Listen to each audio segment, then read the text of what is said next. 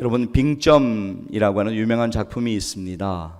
빙점의 작가인 미우라 아야코가 병마에 시달릴 때 그녀를 5년간 기다려준 연인이 있었습니다.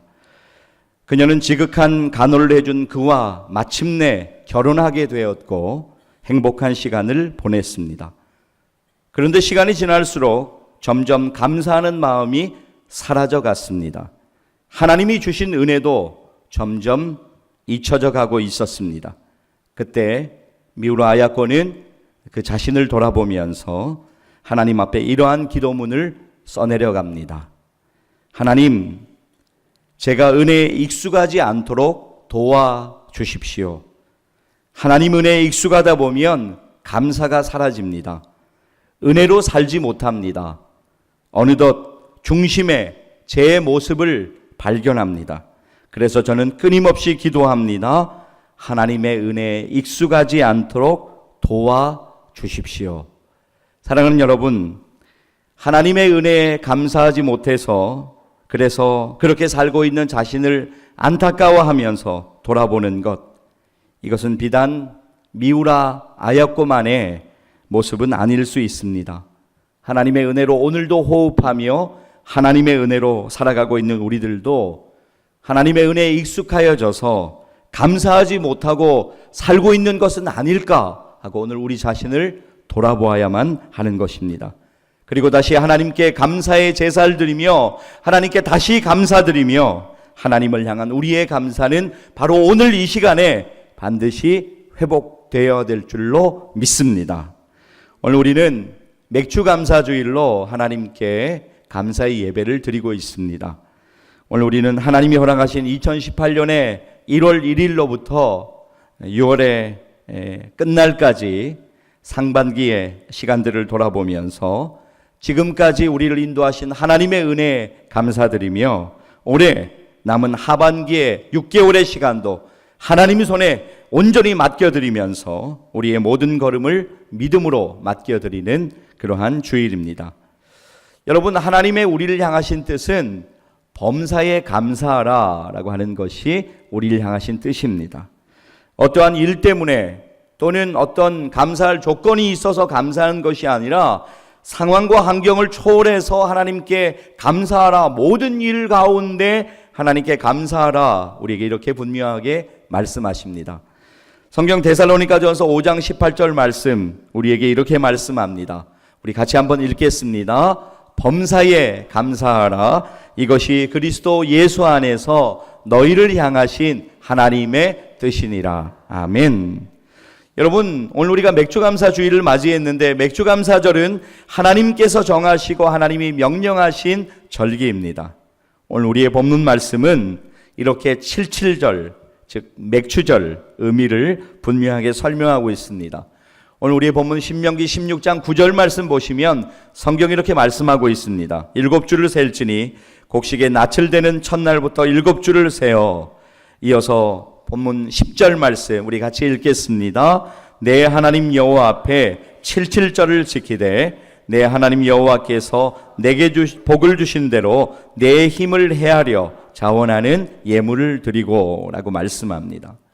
여러분, 이게 무슨 말이냐면, 그러니까 보리의 첫 열매가 열렸어요. 그것을 바라보면서 하나님 정말 감사합니다. 보리의 첫 열매가 열렸는데 저 열매가 열리기까지 하나님이 비를 주시고 해를 주시고 하나님이 필요한 모든 것들을 공급하여 주셔서 우리가 이제 첫 수확을 얻게 되었습니다. 지난 시간 돌아보니까 하나님 너무너무 감사합니다. 그렇게 드리는 감사의 절기가 바로 맥주 감사 주일입니다. 그러면서 하나님께서 뭐라고 말씀하시냐면 힘을 다하여서 자원하는 마음으로, 자원하는 마음을 원문을 찾아보면 기쁜 마음이라고 해석이 되더라고요. 기쁜 마음으로 하나님께 너희가 드릴 수 있는 것들을 드려라 라고 우리에게 말씀하고 있습니다. 하나님께 감사하라. 맥주전에 관하여 말씀하고 있는 다른 구절도 있습니다. 출애굽기 23장 16절 말씀을 보면 맥주절 지키라고 하나님 명령하시면서 이렇게 말씀하십니다. 제가 읽어드릴게요. 맥주절을 지키라. 이는 내가 수고하여 밭에 뿌린 것의 첫 열매를 거둠이니라 라고 말씀합니다. 여러분, 맥주절은 무교절이 끝난 뒤로부터 49일이 지난 뒤에 50일째 되는 날에 지키는 절기입니다. 맥주절은 밀 추수기 셋째 달 6일에 지켰는데 밀의 첫 열매를 바치는 절기다라고 해서 초실절 또는 칠칠절이라고 부르기도 합니다. 그래서 맥주절, 초실절, 칠칠절은 같은 의미, 같은 단어로 사용되고 있습니다. 출애굽기 34장 22절 이렇게 우리에게 말씀합니다. 칠칠절, 곧 맥추의 초실절을 지키고 새말에는 수장절을 지키라. 네, 뒷부분 보시면 새말에 수장절 지키라라고 말씀하는데 수장절은 추수절 또는 초막절이라고 부르죠. 이는 광야에서 방황하던 시절 가운데 하나님의 은혜로 장막 가운데 거할 수 있는 은혜 주심에 하나님의 은혜를 기억하며 감사해라 라고 하는 절기입니다. 다시 여러분 출애굽기 34장 22절 앞부분 잠깐 보시게 되면 칠칠절 곧 맥추의 초실절을 지키고 라고 말씀합니다. 1년 농사 가운데 첫 수확을 우리가 지난 6개월을 돌아보면서 우리가 농사를 짓지 않았다고 할지라도 우리에게 주신 그 은혜들을 기억하면서 하나님의 은혜로 여기까지 왔습니다. 하나님의 은혜로 우리가 지금까지 하나님의 은혜 경험하며 살아왔습니다. 하나님이 정말로 감사합니다. 맥주의 초실절 그렇게 하나님께 지키라라고 우리에게 분명하게 말씀하고 있습니다. 여러분 오늘 우리는 올해 하반기의 시작인 7월 1일 마침 그렇게 주일을 맞이했습니다. 올해가 시작되고 6월의 끝날인 어제 토요일까지 우리는 정확하게 181일을 하나님의 은혜로 살아왔습니다. 지난 6개월을 돌아보면 우리에게 참으로 많은 일들이 있었습니다. 여러분 기도하시면서 하나님이 여러분 기도 가운데 응답해 주신 기도의 일들도 분명히 있습니다. 그러나 여러분 뜻대로 되지 않은 많은 인생의 문제도 분명히 여전히 있을 것입니다. 그러나 사랑하는 여러분, 우리가 오늘 경험하고 있는 이 모든 것이 하나님의 섭리 아래 있음을 믿으면서 모든 일을 통하여 합력하여 선을 이루어 가시는 하나님을 믿음으로 우리는 바라보아야 합니다. 그리고 하나님께 오늘 감사하는 마음을 가지고 감사의 제사가 드려지기를 원합니다. 우리의 마음이 하나님께 좀 드려졌으면 좋겠습니다. 오늘 우리의 본문 마지막 절 신명기 16장 12절 말씀 우리 같이 한번 읽도록 하겠습니다. 너는 애굽에서 종되었던 것을 기억하고 이 규례를 지켜 행할지니라. 아멘. 자, 여러분 이스라엘 백성들 애굽의 속박에서 해방시켜 주시고 그들을 하나님이 약속하신 가나안 땅으로 인도하여 주신 그 모든 은혜를 돌아보면서 하나님의 은혜를 기억하라. 그리고 너희가 추수한 첫 열매를 바라보면서 칠칠절, 초실절 그리고 맥추절을 하나님께 감사함으로 드리라 라고 말씀하십니다. 그렇다면 오늘 우리는 어떻습니까? 지난 6개월 시간 가운데 우리를 지키시고 우리를 인도하시고 우리를 보호하시고 우리와 함께 하신 하나님의 은혜를 기억하며 오늘 우리는 하나님 앞에 감사드려야만 하는 것입니다. 우리의 심령이 오늘 우리의 마음이 하나님을 향해서 정말로 감사 고백을 했으면 좋겠습니다. 저를 따라서 이렇게 한번 고백하시겠습니다. 크게 한번 고백할게요. 하나님 감사합니다. 다시 한번 믿음으로 고백하기를 원합니다. 하나님 감사합니다.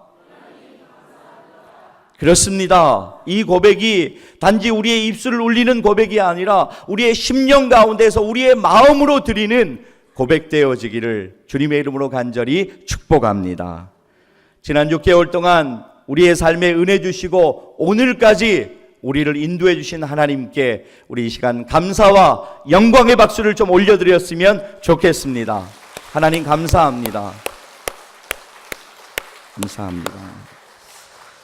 여러분 언더우드 선교사님 이름 아마 들어보신 분들이 많이 계실 거예요. 언더우드 선교사님은 미국 북장로회 소속의 목사로서 거의 가장 먼저 한국에 도착하여서 하나님의 사랑을 예수 그리스도의 피 묻은 십자가 복음을 전하는 일에 참으로 애쓰고 수고한 분입니다. 언더우드 선교사님의 기도 일기장에 있는 기도문 여러분에게 소개해드리고 싶습니다. 제목은 뭐뭐 할 수만 있다면 이런 제목입니다. 제가 좀 읽어드릴게요. 걸을 수만 있다면 더 큰 복은 바라지 않겠습니다. 누군가는 지금 그렇게 기도를 합니다. 설 수만 있다면 더 큰 복은 바라지 않겠습니다. 누군가는 지금 그렇게 기도를 합니다. 들을 수만 있다면 더 큰 복은 바라지 않겠습니다. 누군가는 지금 그렇게 기도를 합니다. 말할 수만 있다면 더 큰 복은 바라지 않겠습니다. 누군가는 지금 그렇게 기도를 합니다. 볼 수만 있다면 더 큰 복은 바라지 않겠습니다. 누군가는 지금 그렇게 기도를 합니다. 살 수만 있다면 더 큰 복은 바라지 않겠습니다. 누군가는 지금 그렇게 기도를 합니다. 놀랍게도 누군가의 간절한 소원을 나는 다 이루고 살았습니다. 놀랍게도 누군가가 간절히 기다리는 기적이 내게는 날마다 일어나고 있었습니다. 부자 되지 못해도, 빼어난 외모 아니어도, 지혜롭지 못해도 내 삶에 날마다 감사하겠습니다. 날마다 누군가의 소원을 이루고 날마다 기적이 일어나는 나의 하루를, 나의 삶을 사랑하겠습니다. 사랑합니다. 내 삶을, 감사합니다. 내 인생을. 여러분, 제 마음에 참 와닿는 기도문이었습니다. 여러분, 정말로 그렇지 않습니까? 우리가 돌아보면 우리는 없는 것 가지고 그것 때문에 힘들어하고 남과 비교하면서 내게 없는 것 때문에 불평하며 살아가고 있는데, 하나님이 나에게 주신 은혜가 너무나도 큰데 우리가 이것을 보지 못한다면 너무나 안타까운 것입니다. 사랑하는 여러분, 우리가 하나님께 정말로 감사하지 못하는 이유가 뭔지 아세요? 그것은 하나님이 우리에게 주신 은혜를 잊어버렸기 때문입니다.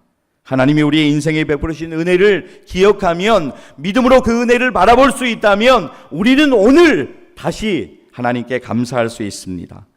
오늘도 이 시간 우리가 호흡할 수 있음에, 우리의 두 발로 이렇게 걸어 나와서 하나님 앞에 예배드릴 수 있음에, 우리의 작은 입술을 벌려 주님을 찬양할 수 있음에, 말씀을 들으면서 깨달을 수 있는 은혜 주심에, 그리고 하나님께 기도할 수 있음에 감사하시기를 간절히 소망합니다. 여러분, 19세기 프랑스의 화가 가운데 에밀 라누라고 하는 화가 있는데요, 그의 작품 중에 돕는 손이라고 하는 제목의 작품이 있습니다. 그림을 보면 파도가 심한 망망대에 배 한 척이 떠 있습니다. 두 사람밖에 탈 수 없는 작은 배에 어부와 어린 소녀가 나란히 앉아 있습니다. 둘은 같이 노를 젓는 것 같지만 자세히 살펴보면 소녀는 노에 손을 얹고 있고 어부 혼자 힘을 다해 노를 젓고 있습니다. 그런데 소녀의 얼굴을 여러분 자세히 보시면 망망대에 있음에도 눈빛에 두려움이 깃들어 있지 않습니다. 소녀에게 돕는 손은 바로 어부입니다. 누군가는 우리의 인생을 항해하는 것이다, 이렇게 표현하더라고요. 혼자서 항해하려면, 인생에 항해하려면 너무나도 힘들고 외롭습니다. 반드시 누군가의 돕는 손길이 우리에게 필요합니다.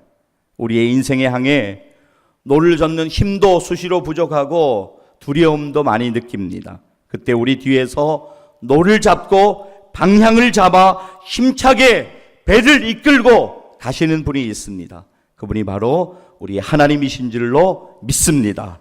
그 하나님의 은혜로 지난 6개월의 시간을 이렇게 우리는 살아왔습니다. 그 은혜에 오늘 감사하시기를 바랍니다.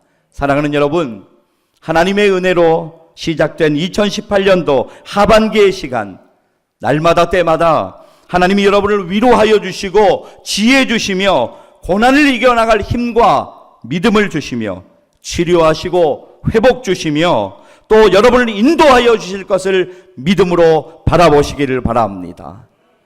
사랑하는 여러분, 때를 따라도 오시는 하나님께 여러분의 모든 문제를 맡기고 도움을 구하십시오. 그리고 믿음으로 날마다 하나님을 경험하시기를 간절히 축복합니다. 사랑하는 여러분, 오늘 주일도, 그리고 내일 월요일도, 아니 올 후반기에 모든 매일매일도, 그리고 하나님이 생명 주신 우리의 인생의 날 동안 하나님의 은혜를 기억하고 감사하십시오. 그것이 바로 오늘 저와 여러분을 향하신 하나님의 뜻입니다. 감사로 승리하시고 하나님께 영광 돌리시는 그런 복된 생일을 사시기를 주님의 이름으로 간절히 축복합니다. 기도하시겠습니다.